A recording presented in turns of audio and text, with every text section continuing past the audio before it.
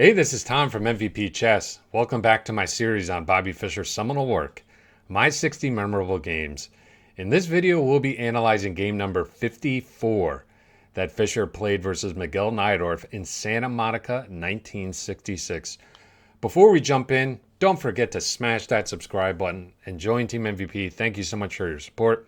So this is the second encounter that we've seen between Fischer and Najdorf. If you've missed the first, be sure to go back in the playlist and check out game number 40. In this game in 1966, Fischer had the white pieces, Najdorf playing black, and Bobby plays e4. Best by test, of course. c5, knight f3, and Najdorf throws a curveball here. He does not play his namesake Sicilian variation, the Najdorf variation. Instead, he plays knight c6. Perhaps looking to avoid Fischer's opening preparation. Fischer had a lot of success with bishop c4. We also saw Fischer play h3 against Najdorf in the Najdorf in game 40. So Najdorf looking to mix it up a little bit here. Now Fischer doesn't go for an anti-Sicilian line with bishop b5, for instance. He goes in for the main line, pawn to d4. And we have a capture and e6. Now normally in the Sicilian, we would have knight f6, more or less forcing this knight to c3, thereby blocking the c-pawn, okay? But since Najdorf plays e6, c4 is possible here, setting up a Maroczy bind. But Fischer notes that his analysis showed that after c4, knight f6, knight c3, notice this improved coordination between the pawn and the knight. It's very nice to have the pawn out in front. But bishop b4 in this line, which is made possible by this early pawn to e6, poses some problems for white. Fischer didn't really fancy that position. That's why he preferred to play knight b5. With the not so subtle threat of slamming a knight down on d6, getting an octopus knight on move 6, of course, black cannot allow this. So Najdorf plays d6, and we see Fischer's idea, bishop f4, putting more pressure on this pawn on d6, which provokes the e-pawn forward to e5. And then we have bishop e3. So what did Fischer get from that little bishop maneuver? Well, he managed to weaken the d5 square. So we actually have a pawn structure that's actually very similar to the Najdorf, where black has a pawn on e5, but does have this weak square on d5. So Fischer's going to try to look to exploit that during the game. We have knight to f6, and then Fischer plays a peculiar move here, but it's actually very logical when you think about the strategically important d5 square for white. He plays bishop g5, okay? Gaining more control over the d5 square, also threatening to play bishop takes f6 and double black's pawns.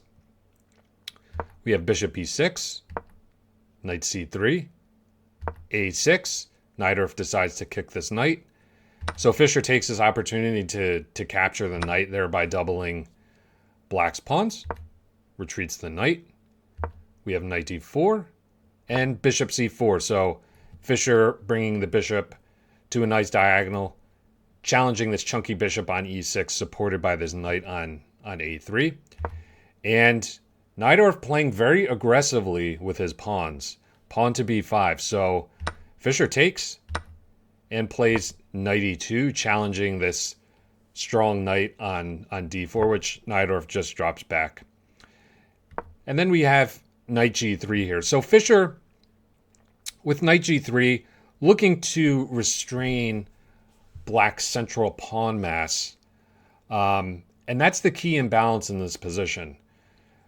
Black has a very nice center, okay? And in particular, this e6 pawn, which you could say is doubled and weak, but it actually provides very useful control over the d5 and f5 squares for black, okay?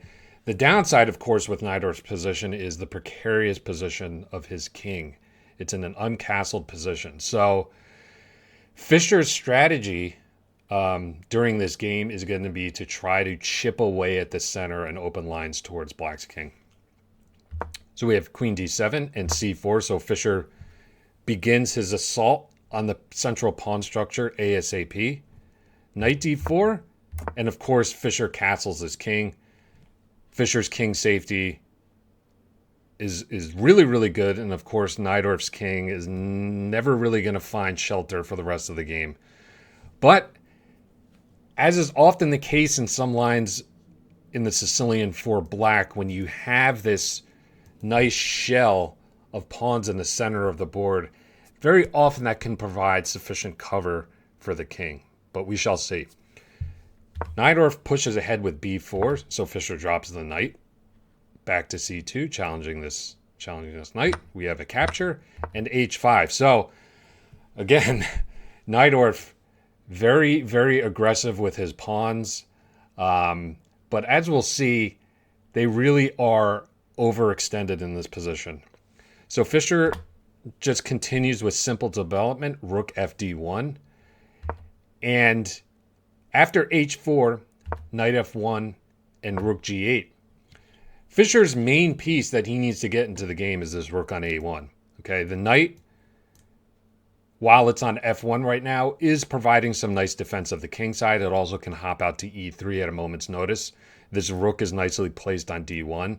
The queen is developed and active. We really need to get this rook into the game, and that's why Fischer played pawn to a3. Great move, using this b4 pawn as a hook to open up the a file and activate this rook.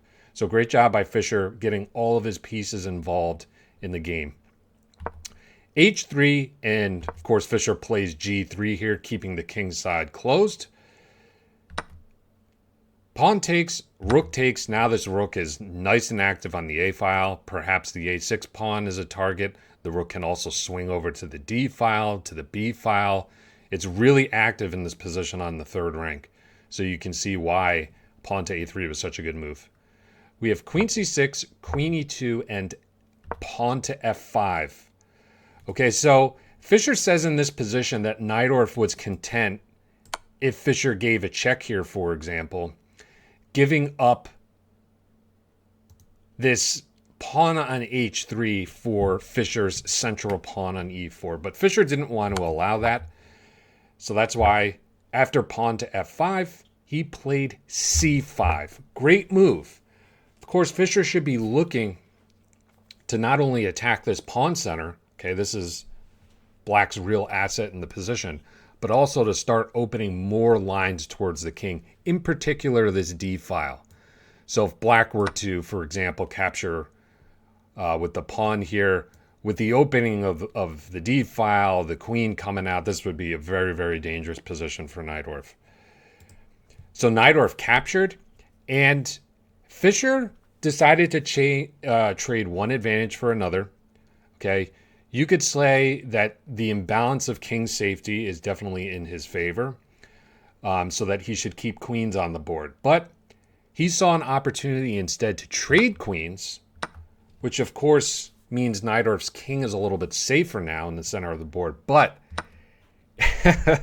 in exchange, Najdorf has to accept triple isolated pawns on the e file. Wow, what a sight. Obviously, black's position is an absolute train wreck, and as Fischer says in his annotations now, the rest is a matter of technique. But of course, we're going to see that technique in action.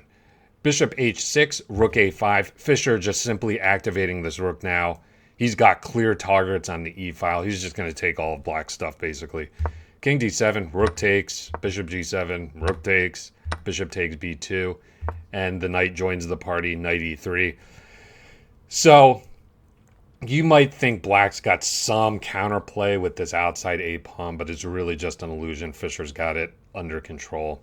And believe it or not, this king is going to come under fire in short order.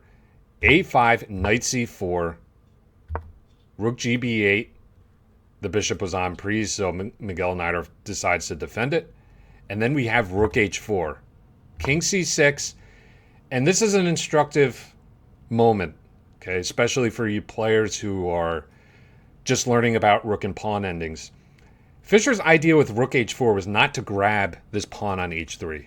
Okay, this pawn on h3 will fall whenever Fischer wants to take it. Okay, he played this rook maneuver to activate his rook to the maximum on the 7th rank, cutting off the king, also supporting the advance of this passed d pawn. Okay, that's much more important than this inconsequential pawn on h3. Okay, bishop d4, rook c7, pushing the king forward, and this allows pawn to d7. The pawn is now 1 square away from the promotion. The only counterplay Najdorf has is this a pawn, so of course he decides to push it. But now Fischer comes up with a really awesome move, and I will turn it over to you. So pause your videos. Try to think tactically, how do I support the promotion of this d pawn? That's what Fischer was laser focused on in this position. Pause your videos and have a think. What did Fischer play here? So congratulations if you found the awesome interference tactic, knight b6, boom. Okay, we got a fork here. Now, of course, black can take, but now this weakens the defense of the 8th rank, and in particular, the d7 square. Fischer's able to play rook c8. Now, the game continuation saw rook d6, but let's just take a look at Fischer's key idea. What happens after rook bb8 in this position? Well, the pawn promotes with check, and that is game over. So that was the tactical justification of that awesome interference move, knight b6. So after rook c8, we have rook d6. Fischer grabs the rook. Okay, he lost his d pawn, but he's up a boatload of material now. The a pawn's off the board. This bishop is hurting in the center of the board.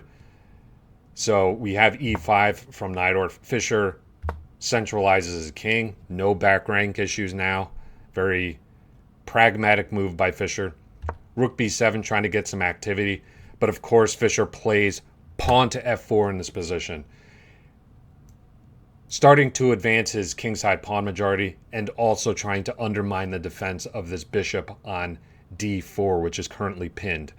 King e6, Fischer grabs the pawn, steps his king out of the way, king d3, and after bishop takes e5 and rook e1, Najdorf decided to resign in this position. So let's just look at a few more moves. If Najdorf grabs his pawn on h2, well, all Fischer would have to do is put more pressure on the pin piece, and he's completely winning. Take the pawn here, get behind the pass pawn, and if black takes the g pawn, all Fischer would have to do is play rook e3, and he is up a clean rook with a completely winning endgame. So let's put the final position on the board, rook e1. Great game by Fischer. You don't see triple pawns very often, especially in games of this caliber, but Fischer just really outplayed Najdorf positionally, and then it was just a routine endgame win for the GOAT. So I hope you enjoyed this analysis. Don't forget, smash that subscribe button. Join Team MVP. Whoop, lost the board there. There we go, it's back. What I was about to say is, don't forget to smash that subscribe button and join Team MVP. You're not going to want to miss my next installment, which will be game number 55. We are getting very close to the end. Thank you so much for your support. Thanks so much for watching. I hope you have a great rest of your day, and I'll see you soon. Bye.